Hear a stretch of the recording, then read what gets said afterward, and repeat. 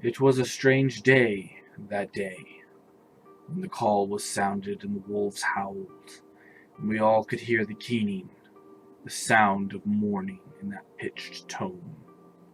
Brand, the king of wolves, inspiration to us all, was dead.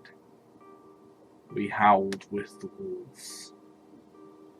They all came. It didn't matter who you served. They all came.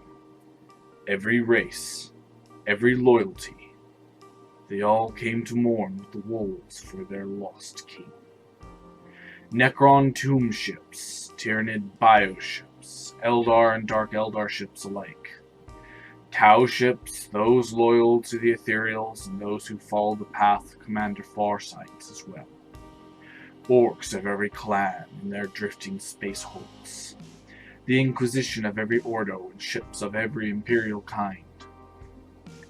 The Astra Militarum, including the Tanith First and Only, who belligerently refer to themselves as the Imperial Guard, on ships of the Imperial Navy. The Adeptus Sororitas, with the Ecclesiarchy, in what was jokingly referred to as their flying chapels. The Astartes came, of every chapter, of every legion, loyal and traitor alike they came. Winged demons drifted around the Immaterium, warped vessels. The Mechanicus and Dark Mechanicus came too. The red and black of their ships stark in the darkness and light alike. There were countless other sub-factions, races, and species hardly known in the common tongue of Gothic, or any other commonly known language. Rumor was that even an old one was present somewhere. Taurus glistened like a jewel in the night, its distant sun shining down upon it and all those present, who, one by one, sent down representatives and honor guard. The honor guard were not for the representatives that were sent, but for Brand, to guard his path to the ancestral place of his kin. The white road led from the house of Taurus to a great gate leading to an unknown place.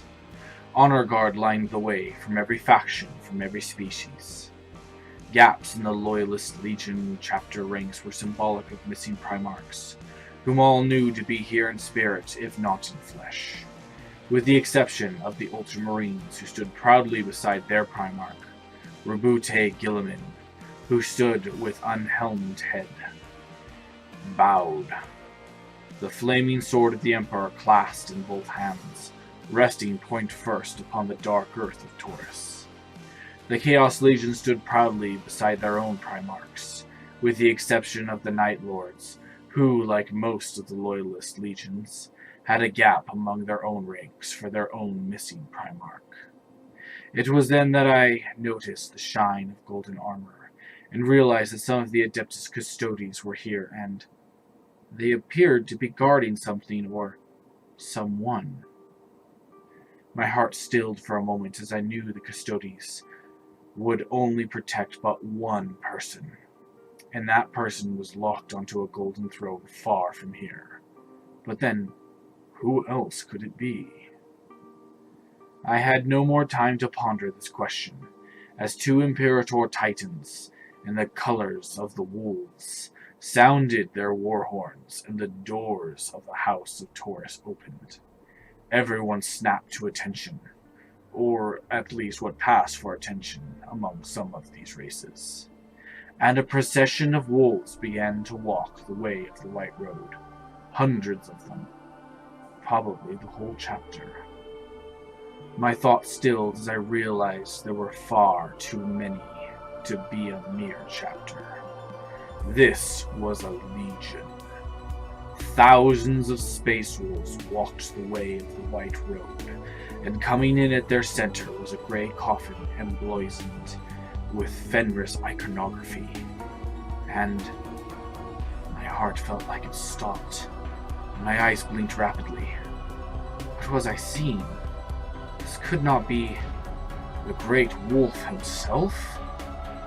Walking alongside the coffin, left hand resting on it as he moved, head bowed, was Leman Russ himself, returned from the mists of time and space to honor Brand, King of Wolves, this last time. The wind itself stilled, no banner blew, even upon the distant Titans, and as the coffin and its bearers passed, all took a knee and bowed their heads. Even the Titans did so, and the ground shook with the effort it took them to do so. But do so they did. At the end of the White Road, the Space Wolves at the front of the procession took their places as the last and first of the Honor Guard, until finally every step along the way was filled, and the pallbearers, along with Leman Russ, stood before the great gate.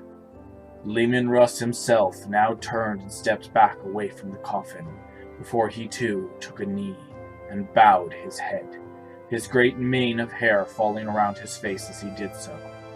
He said something then I could not hear, but I saw a tremor pass through the wolves as they heard it. Then Leman Russ stood, and the pallbearers stepped up to the shimmering surface of the gate. Swirling energy cascaded before them as they slowly carried the coffin through.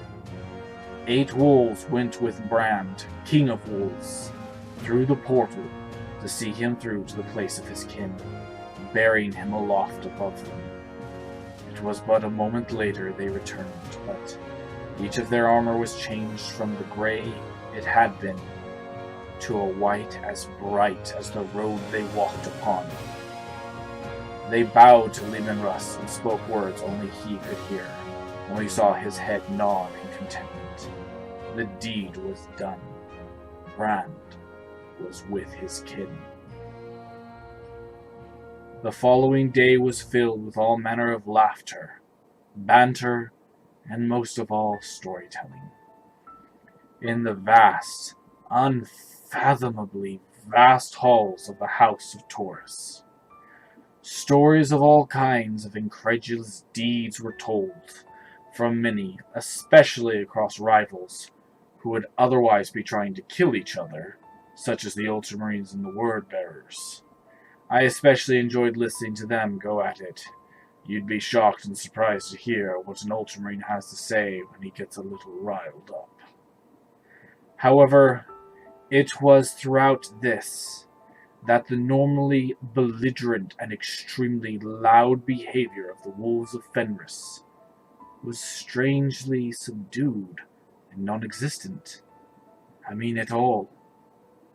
You'd have thought they were on the hunt with how quiet they all were, seeming to stalk the halls even as they drank deeply, but ate slowly, as if they were all in slow, meandering thought. All knew the King of Wolves. All mourned him. But could any besides his family and closest friends mourn him like the wolves could? He hadn't just been their king. He had been much, much more. No matter how loud any of these events were, it was with an almost instantaneous moment that a hush would fall whenever one of these somber wolves would choose to speak, and it was always of a story of Brand. Not everyone here had met him personally. The fact is, few actually had, very few. But they had all heard of him. They all knew of his tale, but usually diluted stories passed down from one person to another to another. To hear him directly from one of the very wolves who had known him was an honor and a privilege none of them scorned. Even the Dark Angels and the Thousand Suns, who are known to be the most bitter rivals against the wolves of Fenris, would cut off conversations mid-sentence to listen to the wolves speak. It was the singularly most magical thing I had ever witnessed, and as time passed, I began to mourn more and more that I had never met the King of Wolves, for I had no doubt in my heart of hearts that this wolf had redefined greatness. It was nearing a month of these celebrations when I happened upon a room containing several Primarchs. Realization dawned on me that all known to be living Primarchs were present, including Legunus Russ. I paused just before entry, practically able to feel the silence in the room. It wasn't a hostile one, just quiet, with an almost brooding intensity. I lingered on the precipice for some time before deciding to withdraw a few steps, feeling that it was a private moment between brothers. But just as I decided to do so, I saw a flash of gold across the room, and saw 2 custodians enter the room, followed by several more, and even a contemptible dreadnought and heraldry of custodians entered. It was at this time 2 of the 8 white wolves, who had borne Brand aloft to the place of his kin, walked to the door from the inside, and, after giving me a curt, if respectful nod, closed the door in my face. But just as they were doing so, I saw the slightest hint of something being carried into the room by 4 custodians, but my view was cut off at the last second. I stepped back, both in surprise and stark curiosity, desperate to know what was happening inside, yet knowing the lack of wisdom in attempting to cross that threshold. I felt a presence at my shoulder, and turned to discover a robed figure standing there, in the colors of the Dark Angels. And it took me only a second of studying the sword chained to his back, and the dual pistols holstered in his guard, to realize I was in the presence of Cypher. Wait, could that have been, I haltingly asked as I pointed a gauntleted finger towards the doors, already feeling ridiculous for even entertaining the notion. It could have been, Cypher nodded. No, I shook my head. No, that isn't possible. To even remove him, even for a moment, would be to risk his death. And what could keep him alive to be here during this? Cypher simply turned his head to look at me, his left eyebrow slightly raised. The King of Wolves has died. The better, and simply only appropriate question is what he wouldn't risk to be here to honor Brand, here and now. And with that he turned and walked away, without another word. I turned to regard the doors one last time, before I too turned and walked away.